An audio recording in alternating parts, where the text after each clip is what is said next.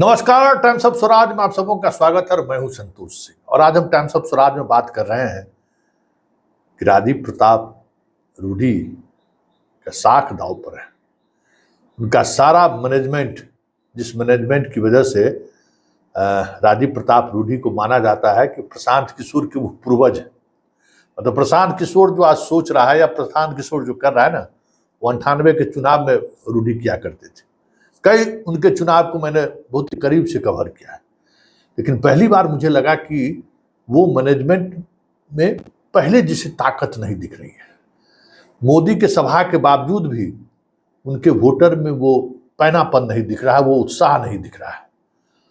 और अंतिम जो 2 घंटे बचे हुए हैं, अगर उस दौरान उनके वोटर मजबूती से बाहर नहीं आए तो फिर परिणाम पलट जाए तो कोई बड़ी बात नहीं होगी।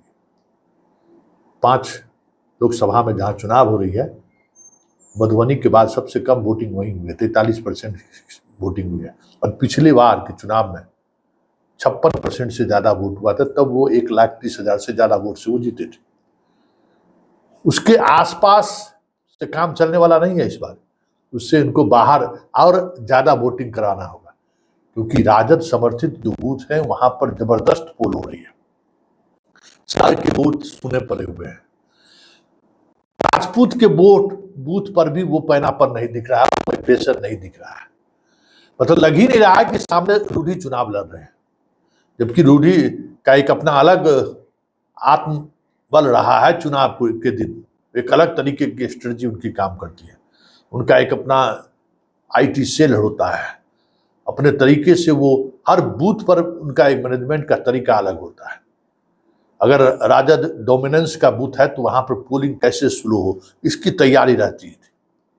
राजद डोमिनेंस का बूथ है तो वहां कैसे डिस्टर्ब किया जाए, उसमें प्रशासनिक सहयोग क्या लिया जा सकता है, उस हद तक उनकी तैयारी रहती थी। जबकि सरकार रहे या ना रहे, उनके परिवार का या उनका ऐसा नेटवर्क रहा है, ऐसा संपर्क रहा है कि डीएम एसपी सारण का कोई भी रहे, बात रूडी की ही चलेगी।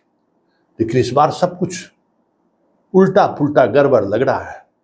उत्साह नहीं है। इंफॉर्मेशन जरूर उनके पास हो रहा होगा, इंफॉर्मेशन पास भी हो रहा है, लेकिन उनके वोटर का जो उत्साह होना चाहिए, वोटर में जो उत्साह होना चाहिए, वो उत्साह नहीं दिख रहा है। वोटर सहमा सहमा सा लग रहा है शांत है, अब निकलेंगे। जबकि मौसम बहुत अच्छा है।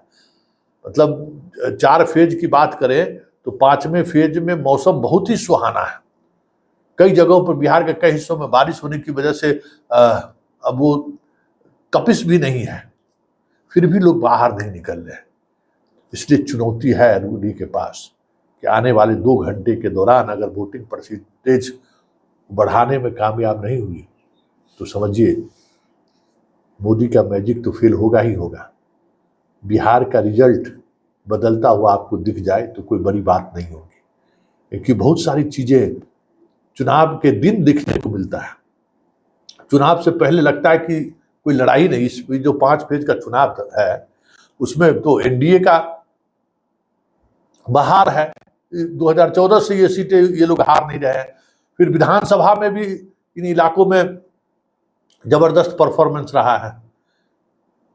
लेकिन अचानक चुनाव के दिन बहुत सारी चीजें उलट पुलट दिखने लगती है और वोटिंग परसेंटेज बहुत मायने रखता है रूडी जी के कंस्टिट्यूएंसी का। और अगर वोटिंग परसेंटेज पार करने में कामयाब नहीं हुए तो जो आंकड़ा 1,30,000 38,000 का जो था ना, बस क्या है, उसमें तो आधे वोट 70,000 वोट का अगर बाएं दाएं हो जाए तो रूडी को तो सीधा 1.5 लाख का नुकसान हो जाएगा। क्योंकि पिछड़ों में भी टूट है, वो पहले वाली बात नहीं है। यादव को लेकर जो एक माइंडसेट है वो माइंडसेट काम कर रहा है, लेकिन वो एग्रेशन नहीं है। यादव के उस भूमिका को लेकर या उस चीजों को देखकर जो एग्रेशन होता था, वोटिंग परसेंटेज बढ़ता था जिससे, वो एग्रेशन नहीं दिख रहा है। और उस एग्रेशन की वजह से रूडी को नुकसान उठाना पड़ जाए तो कोई बड़ी बात नहीं हो। वैसे अभी 2 घंटे का वक्त बाकी है और 2 घंटे में क्योंकि रूडी मैनेजमेंट के मामले में काफी शार्प माने जाते हैं, इसलिए 2 घंटे इंतजार कीजिए। लेकिन फिलहाल रूडी संकट में जरूर दिख रहे हैं।